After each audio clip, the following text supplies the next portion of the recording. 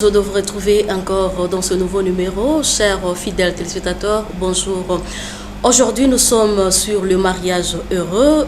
Je suis toujours à côté de Maman Pasteur Joël Gloria Kabasile. La fois passée, je vous avais dit, elle est le mieux placée à ce qui concerne la femme. Ok, là aussi, je profite de l'occasion pour lui dire bonjour, bonjour Maman Pasteur. Bonjour, bonjour. Ok, merci beaucoup. Elle est Maman Pasteur, elle s'appelle Maman Joël Gloria Kabasile. Elle est la femme du pasteur Kabasile de l'église Aïna, justement. Exact. Ok, Maman Joël, aujourd'hui nous sommes sur le mariage heureux. Il y a une confusion. Et quand nous parlons de mariage heureux, on voit le bonheur. Je ne sais pas, est-ce qu'existe-t-il un mariage heureux? Mais bien sûr, un mariage heureux existe. Le problème se trouve simplement dans la définition. Qu'est-ce que les personnes comprennent par mariage heureux? Un mariage heureux, permettez-moi de donner la définition directement. Un mariage heureux n'est pas un mariage sans problème, parce que ça n'existe pas. Nous sommes dans un monde imparfait, avec des êtres imparfaits, donc des êtres perfectibles, c'est-à-dire que le mariage heureux n'existe pas, existe, mais seulement la définition du mot heureux ou la définition du bonheur. C'est-à-dire quand on dit on est un mariage heureux, on est dans le bonheur, c'est-à-dire qu'il y a des éléments qui nous permettent à vivre le bonheur malgré nos imperfections. C'est-à-dire qu'on arrive à surmonter nos différences, on arrive à harmoniser, on arrive à maintenir le dialogue malgré nos différences, on arrive à garder un certain équilibre, c'est-à-dire on tombe, on se relève, on n'est pas d'accord le lundi et on se met d'accord le soir et on avance. En fait, un mariage heureux ou un mariage de bonheur n'est pas un mariage sans problème, comme je l'ai dit, ça n'existe pas. C'est simplement un mariage qui arrive à trouver son équilibre. Et chaque couple a son équilibre, à retrouver, à affronter les difficultés ensemble et à sortir vainqueur malgré les difficultés. C'est ça, être heureux. Oui, être heureux, c'est, vous venez d'expliquer, être heureux, c'est là où il n'y a pas de problème, ou soit il y a les éléments qui peuvent rendre le mariage heureux. C'est-à-dire qu'il y a des problèmes, parce que comme je l'ai dit, nous sommes imparfaits. Par exemple, et bien sûr, et puis déjà le fait que vous soyez différent de votre conjoint, de votre conjointe, ce qui veut dire qu'il y aura certainement des divergences. Votre conjoint, par exemple, il préfère aller voir par exemple sa famille tous les jours.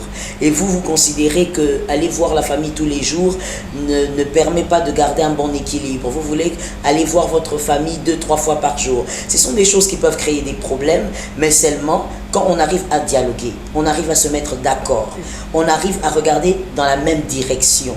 C'est ça qui rend le mariage habitable d'abord et heureux. C'est-à-dire qu'on arrive à regarder vers la même direction, même si au départ on avait des façons de voir très très différentes. Alors, il y a ceux-là qui disent ce qui rend le mariage heureux, c'est le choix du conjoint.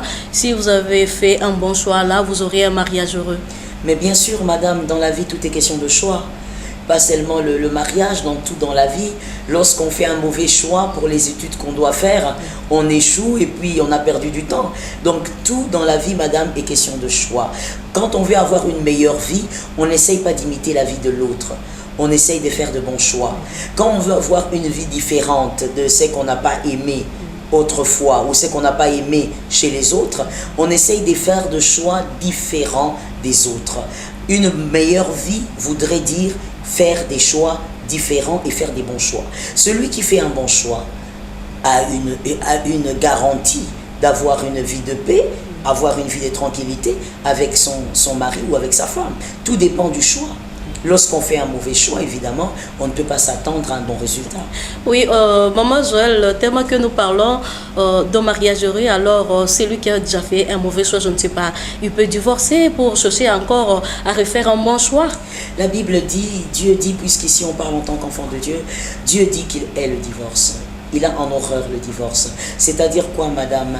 Lorsqu'on se marie, c'est pour toute la vie. Voilà pourquoi moi je pense, et je l'ai toujours dit, un humain, un adulte, un enfant de Dieu, mature, doit apprendre à assumer ses choix. lorsqu'on fait des choix dans la vie, il faut les assumer. Et il ne faut pas chercher des boucs émissaires pour dire non, j'avais fait un mauvais choix parce que j'étais dans une mauvaise église, par exemple. J'avais fait un mauvais choix parce qu'on m'avait mal conseillé. Non, vous avez toujours le dernier mot. Même quand le conseil vient de votre père biologique ou votre père spirituel, le dernier mot vous revient. Donc il faut apprendre à assumer ses choix. Il est important, madame, de faire un très bon choix pour être épanoui dans le foyer. Et le bon choix, on le fait par le Saint-Esprit. Il est très difficile, madame, de faire un bon choix par soi-même. Pourquoi? La première raison est que, malgré que vous vous connaissez, mais vous ne connaissez toujours pas très bien ce qu'il vous faut pour être heureux. C'est votre Créateur qui sait ce qu'il faut pour que vous soyez heureux. Donc, en fait, il faut recourir au Créateur. Il faut aller vers celui qui vous a créé, vers celui qui connaît tout de vous, même des choses que vous ne maîtriserez jamais. Allez vers lui pour un soutien. Madame, il est celui qui a donné la femme à Isaac. Il est celui qui a aidé Eliezer. Il est celui qui a permis à Eliezer de faire une bonne prière et d'avoir des critères pour un bon choix. Donc Dieu, madame, n'est pas seulement celui qui vous donne un bon travail, n'est pas seulement celui qui vous donne des enfants.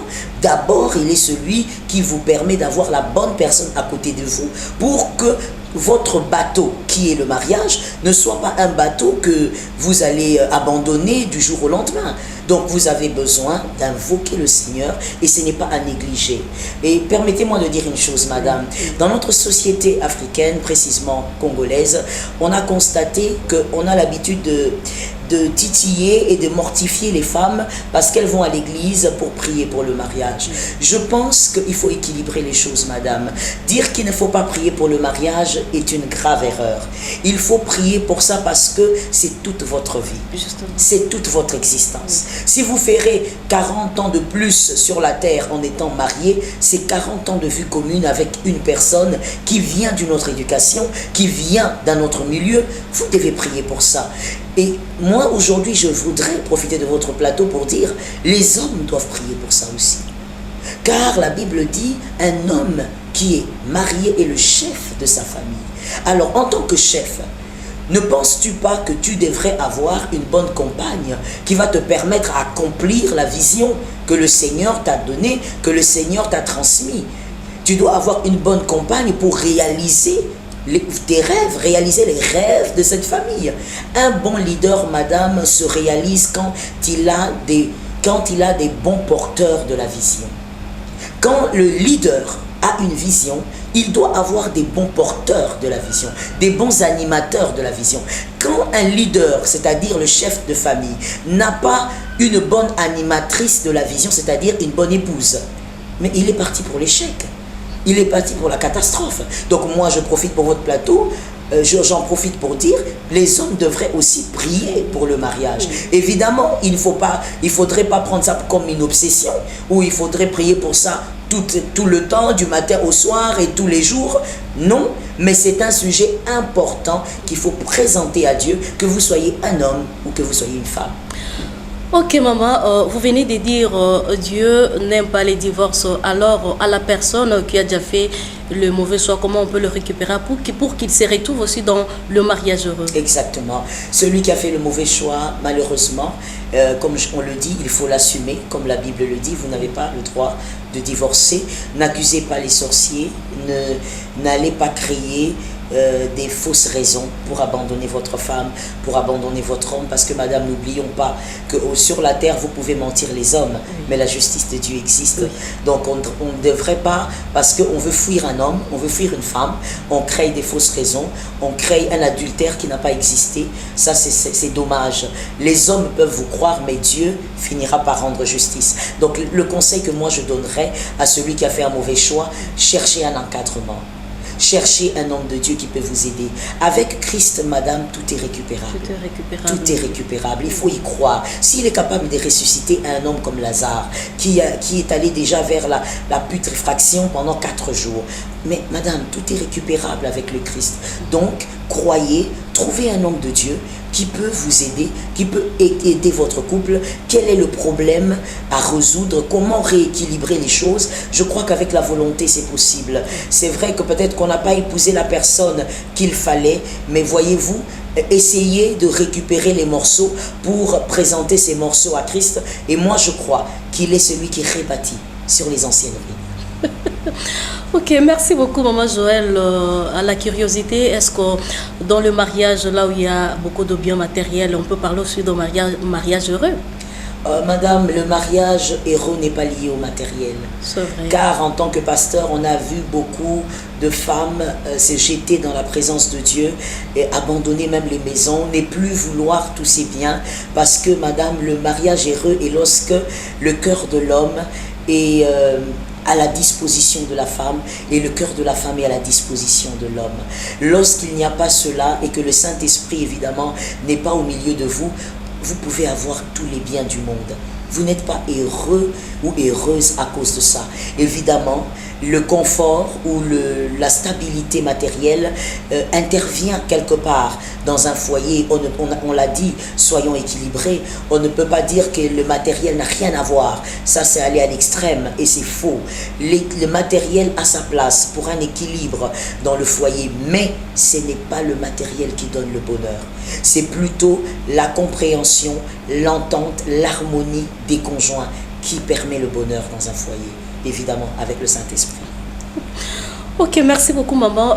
Nous parlons d'un mariage heureux en tant que chrétienne et de l'autre côté, à l'opposé, il y a un mariage qui n'est pas heureux. Je ne sais pas pourquoi cette différenciation de ces deux mariages. Or, ils sont tous chrétiens, mais je ne sais pas pourquoi cette différenciation. C'est dû à quoi? C'est une très belle question. Vous voyez madame, on peut même choisir un bon conjoint, une bonne personne, mais à un moment donné n'est pas être heureux, n'est pas être heureuse. Pourquoi? Parce que il y a certains éléments qu'on n'a pas su arranger, qu'on n'a pas su mettre sur table, qu'on n'a pas su régler pour être heureux. Il faut qu'on se le dise. Voilà pourquoi je dis que vous avez posé une belle question. Il ne suffit pas de choisir, de trouver la femme de votre vie, de trouver l'homme de votre vie, de trouver l'homme que Dieu a choisi pour vous. Ce n'est pas suffisant. Il faudrait que la personne que Dieu vous a donnée, que vous soyez capable de vous harmoniser, que vous soyez capable d'ajuster les choses, que vous soyez capable de dialoguer jusqu'au point de vous mettre sur un même diapason pour bien vivre. Madame, ceux qui se déchirent dans le mariage ne sont pas forcément incompatibles. Ce n'est pas forcément la mauvaise personne, mais des fois on n'a pas eu le temps et on n'a pas été équipé, on n'a pas été enseigné, préparé pour vivre dans un mariage avec un homme ou avec une femme et savoir par exemple madame comment régler les conflits dans le mariage, comment faire pour que quand on est en désaccord, finalement se mettre d'accord pour avancer. Parce qu'il faut se le dire madame, que les désaccords vous limitent, vous empêchent d'avancer, vous empêchent de vous réaliser dans votre mariage. Et je parle du couple. Donc plus on est dans les incompréhensions, plus on n'avance pas. Plus on ne va nulle part, plus on ne permet pas au foyer de s'épanouir. Il faut, malgré les incompréhensions, qu'on soit capable de se mettre d'accord et d'avancer. Et madame, des choses comme les incompréhensions, les querelles, des fois ça déstabilise le foyer au point où l'homme ou la femme commence à se poser des questions. Est-ce que c'est vraiment l'homme qu'il fallait? Est-ce que c'est la femme? Oui, c'est votre femme. Oui, c'est une bonne personne. Mais une bonne personne ne veut pas dire manquer des défauts. Une bonne personne ne veut pas dire que vous allez vivre d'une manière parfaite. Non, il y aura des incompréhensions. Mais il faut être capable de vous ajuster. Il faut être capable de vous mettre d'accord pour avancer. Et des fois, c'est ça les problèmes. Là, on doit être capable de supporter tout ce que peuvent arriver dans le mariage. Madame, le mariage est fait, ça ressemble à une rose. Le mariage ressemble à une fleur rose. Elle peut avoir une très belle odeur, elle peut être très belle, mais elle a des épines. C'est vrai. Elle a des épines. Et madame, vous voyez, marier les filles, marier les garçons, c'est bien. Mais il faut leur dire ça. Il faut leur dire que le mariage a ses épines. On peut avoir un homme chrétien qui aime Dieu, qui sert Dieu, qui vous aime. Mais il y aura des épines. Et donc, il faut savoir maintenant comment faire pour, malgré vos différences, arriver à vous mettre d'accord pour avancer. Il est important, madame, en se mariant, que le jeune homme, la jeune fille sache qu'il n'est pas en train d'épouser l'ange Gabriel. Ok, merci c'est important. beaucoup. Ok, très important. Qu'il sache ou qu'elle sache que cet homme n'est pas parfait. Cette femme n'est pas parfaite. Oui. Il y aura des choses des fois qui vont vous décevoir, mais cela ne fait pas non plus de lui une mauvaise personne. Vous êtes simplement différent. Il faudrait, au lieu de dire « j'ai épousé un mauvais mari », dites « on est différent ». Ah oui. Au lieu de dire j'ai épousé une mauvaise femme, dites on est différent. Parce que quand vous dites madame on est différent, vous avez un autre système de pensée, vous comprenez que vous devez vous ajuster.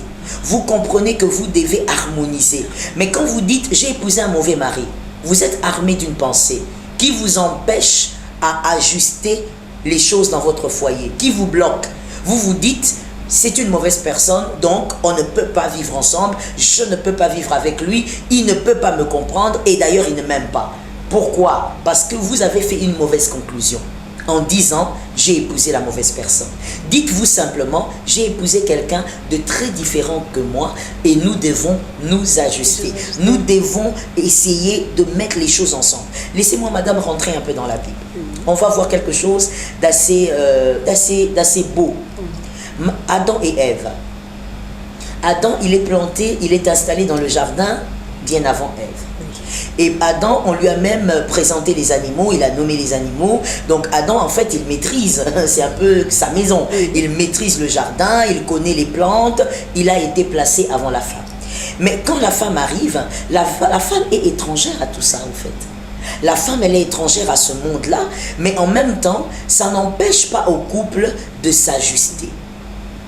C'est la différence qu'il y avait. Adam avait déjà son monde, Adam avait déjà ses animaux bien nommés que Ève ne connaissait pas. C'était un monde nouveau pour Ève, mais ça n'a pas empêché au couple de s'ajuster parce qu'ils s'aimaient et parce que Dieu avait fait le bon choix. Donc ils se sont ajustés. Il n'y a pas eu de problème de c'est un mauvais mari, c'est une mauvaise femme. Vous voyez, vous devez donc vous ajuster. Mais quand vous vous dites déjà dès le départ que si mon mari a fait ça, c'est que c'est une mauvaise personne. Si ma femme a fait ça, c'est que c'est elle qui est le piège de ma vie. Elle est l'obstacle de mon avancement. Madame, même si on fait intervenir des hommes de Dieu, même si on fait intervenir des professeurs d'université pour vous aider, ça ne va pas marcher. Parce que vous avez déjà des très mauvaises conclusions. Justement ça. Ok, maman, d'une manière comparative, le mariage heureux. Et pour le chrétien et pour le païen, nous sommes sous la même balance, ou soit il y a une différence? Il y a une très grande différence, madame. Nous avons Jésus. Nous avons Jésus. Notre bonheur, il est aussi fondé sur ça. Le socle de notre bonheur, c'est Jésus. Lorsqu'il y a un mariage chrétien, madame, quand il y a certains conflits, on ne les règle pas à la païenne. C'est-à-dire, on ne va pas appeler les familles, on ne va pas appeler les amis, parce que souvent, dans certains mariages païens, ce n'est pas la famille qui intervient, mais ce sont les amis. Et ce sont les amis, des fois, qui sont dans la drogue, qui sont dans l'ivrognerie, et des fois, les amis, une femme qui va se réfugier auprès de sa copine, alors que sa copine, elle est célibataire, elle n'est pas mariée, et peut-être même elle n'a pas une très bonne vie, mais c'est tout ce qu'elle a pour aller se reconforter, pour aller prendre conseil. Vous voyez qu'on n'a pas les mêmes solutions. Auprès des chrétiens, nous avons la solution. Notre solution à nous, c'est d'abord le Christ. Même quand nous devons régler nos problèmes, madame, je vous donne un exemple banal. Dans un mariage chrétien, lorsqu'on est vraiment enfant de Dieu, madame, je ne parle pas des personnes qui vont à l'église et qui ne vivent pas à la ressemblance du Christ. Je parle des personnes qui sont converties, transformées. On vit un mariage chrétien, il y a des insultes qu'on ne peut pas sortir. On ne peut même pas insulter sa femme. On ne peut pas insulter son mari parce qu'on se sent déjà reproché. La parole de Dieu vous reproche. C'est votre semblable, votre femme, c'est votre deuxième vous-même. Vous ne pouvez pas vous insulter vous-même. Donc, je donne ça comme exemple. Nous ne réglons pas les problèmes de la même manière. Nous réglons les problèmes avec un soubassement comme la parole de Dieu. Mais le païen, lui, il va d'abord peut-être te sortir hors de sa maison. Et d'abord, il dit, madame, que c'est sa maison. Or, le chrétien, lui, il sait que ce qui est à lui est à sa femme. Donc, il ne peut pas dire à sa femme, c'est chez moi, c'est chez eux. Nous ne réglons pas les choses de la même manière. Notre bonheur à nous, c'est Jésus et il y a une grande différence. Ok.